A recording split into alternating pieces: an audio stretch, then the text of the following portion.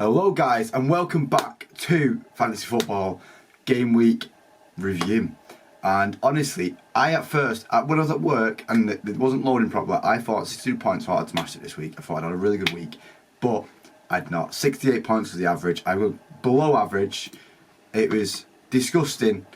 62 points. Awful. Finished 6 millionth in the world, 6.5 millionth in the world. Awful.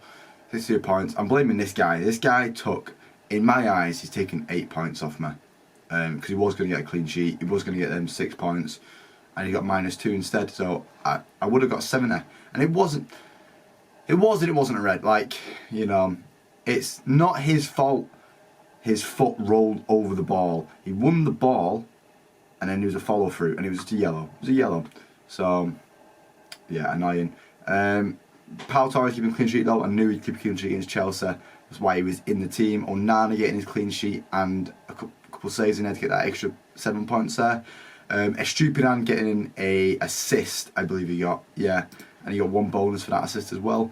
6 points on the board. It's nice to see defenders getting good points.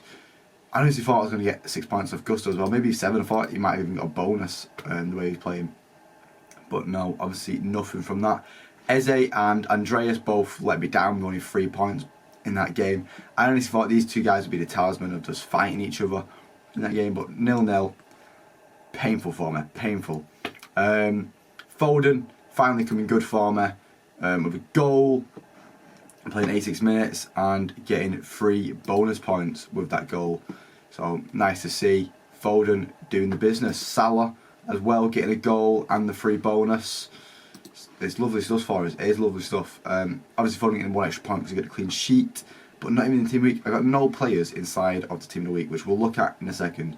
Honestly, I thought I had a good week. Apart from Visser and Højlund also let me down with just not scoring. Højlund probably had his chances. Visser is, I think this is it for Visser now. Honestly, not scoring against Everton. The way Everton play against Brentford, I think Brentford are done for me. Of looking at their players. And then Haaland getting his usual goal. It's going to start looking at a time of when are we going to start not captaining Haaland. I don't think I'm going to captain Haaland for this Arsenal game here. I'll probably keep him captain for Wolves. But that is for my game week preview that we will look at. On the bench, obviously, Sanchez was the better option over Onana. Onana was the better option over Sanchez. Made the right decision there. Kabore, probably definitely made the wrong decision. We've got 7 more points, finished on 69. If, you know, I would have just picked Kabore instead of Gusto, but obviously I have no faith in that Luton clean sheet. But well done Kabore getting the assist there, and then Saliba 1 point because I knew Spurs were going to score. I might only get 0. He's obviously injured. Looking into the games, obviously no half-12 game this week, which was really annoying. 0-0 between Palace and Fulham. That means you're only really looking at the defenders. Gehi, Leno again keeping on clean sheet. I just don't think he's reliable. I don't know. Gehi clean sheet. Obviously Johnson started, not Henderson. Nothing good for Henderson, is it? It is worrying for him. But yeah, Gehi, once again Anderson as well would have been a good pick for you this week. He would have got 6 points. But yeah, Wolves, you know I don't care about Wolves, but Pedro Neto, as I did say when I was looking at Wolves players, Pedro Neto would be the only one that I really look at. And of course he scored. We'll get on to the annoyance of that in my betting video, but that is not for now, that's for tomorrow when I record that one. But yeah, Foden and Haaland obviously getting the goals, Foden getting the 3 bonus points because he had a good game. Yellow cards, loads of them for Forest, and Arioli finally ends his streak of getting a goal or assist in every game so far this season, with City holding him to no goals. Haaland was just not there either. Just thought he got 1 goal, but he missed a few sitters. Everton walking over Brentford was crazy. Calvert-Lewin getting on the score sheet, but I think the main one to talk about is Tarkowski getting on the score sheet and an assist. Crazy from Tarkowski. I've actually not looked at who is in the team of the week, but I imagine Tarkowski is the man. A goal and an assist. Luton next game and then Bournemouth the game after. A lot of people are going to bring in Tarkowski after this week. 2 clean sheets on the way there, maybe against Bournemouth and Luton. I think maybe it's Luton, yeah. Bournemouth, I don't know against Bournemouth. On to the United game and Johnny Evans with a perfect ball over to Bruno for him to volley it in, and Bruno getting his 2nd goal of the season. It's nice to see him getting further forward.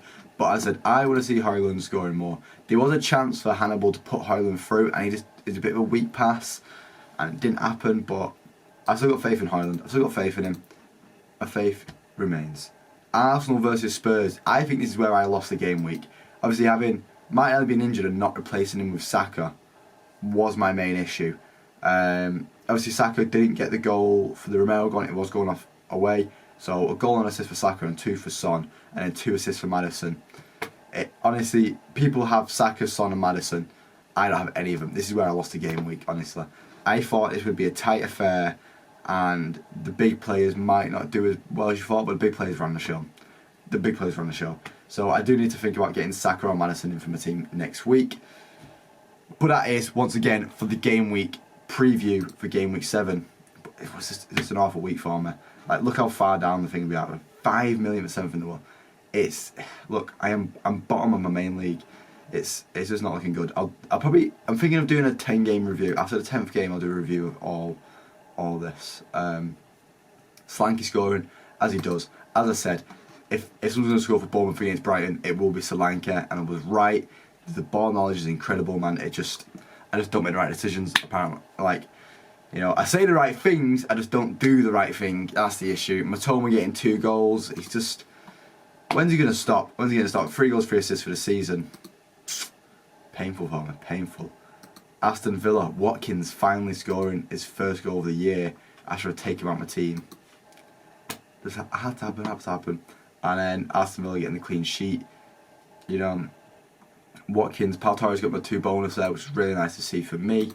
Salah getting a goal, once again, nice to see. McAllister getting an assist, and Jared Bowen getting a goal. Once again, Jared Bowen, really worth looking at getting into the team for next week, but it's when I've got to hold on. And this is the big one. This is another place where I think, along with the Arsenal-Spurs game where I think I lost the game week, I had no Newcastle players in. I especially didn't have Kieran Trippier in, who got 3 assists from set pieces. Blow my head off. Gordon getting a goal and assist. Didn't even start the game. Harvey Barnes started the game. But Gordon came on early on and changed the play. 8-0. 8-0, guys. That is crazy. Crazy, mate. But yeah, Trippier 3 assists is I think where I lost the game week. So let's go have a look at the team of the week then. Team of the week, Leno getting the clean sheet for Fulham. And he has a couple good games coming up here. Chelsea at home and Sheffield United against home just before this international break.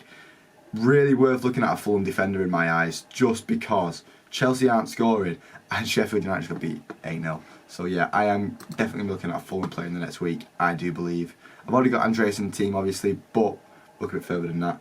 Star of the week was Trippier. I was right to saying Tarkowski would be up there, and he is up there. Trippier, but 3 assists, you're always going to be up there. His first 3 assists of the year. I imagine he's going to get a lot of transfers in this week. He's already 34.6% owned. I imagine that's going to rise to about 50%. People are going to try and squeeze him in their team every way they can. I think I'm going to have to hang on until we get to this Palace game here when the international break comes along. And then we're going to see what we can do with that. But he does have a tough run after this international break. So maybe even wait. I don't know. We'll figure it out when I get there. I'm not going to get Trippier in my team right now. I don't have the funds to get Trippier in my team right now. Tarkowski on the other hand, a lot of people will have the funds to get him in the team, and he's only 1.8% owned, so he could be a good little differential for you to get in the team.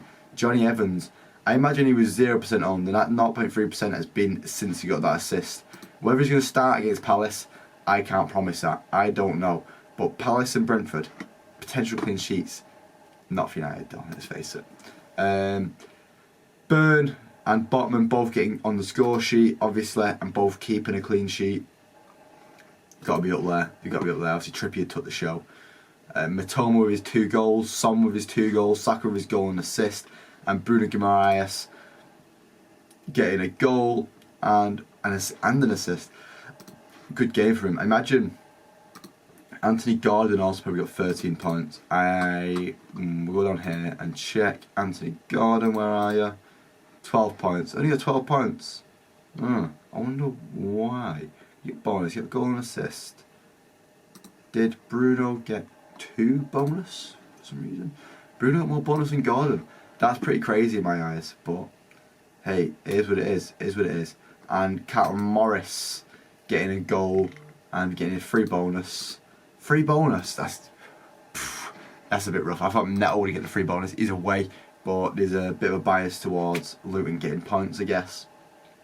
And it's crazy that Carl Morris was the most points this week.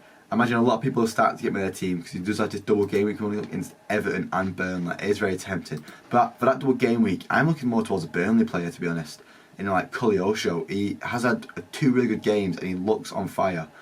And he's got some easy games coming up, so it might be worth looking at Koleosho in my eyes. But once again, as I said, that is more for my game week preview.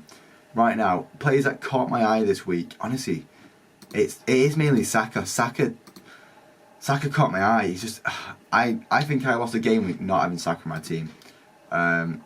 That's it really. Is not having Saka. Oh no, I didn't mean to do that. Not having Saka in my team is where I think I lost the game week. Obviously, Gusto cost me some major points there, but not bringing in Saka for Martinelli was probably an issue of mine. And still having Vissa, I think Vissa's got to be done in the team now. Honestly, it's tough game week coming up, and he's not scored since he came in the team. It's just not good enough from him, and that is where we're going to end the video on a bit of rage for Vissa. I might even transfer him out before the next video. We'll wait and see. But yeah, thank you for watching, guys, and I will see you on my betting review. And if not, I'll see you on my game week preview for game week 7. Thank you for watching, guys. Cheers.